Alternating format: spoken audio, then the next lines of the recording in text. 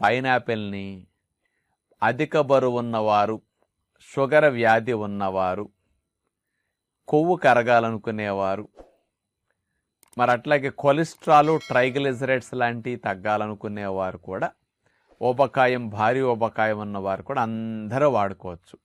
ఎవరికి ఏమి ఇది తినకూడదు అనేమీ లేదు.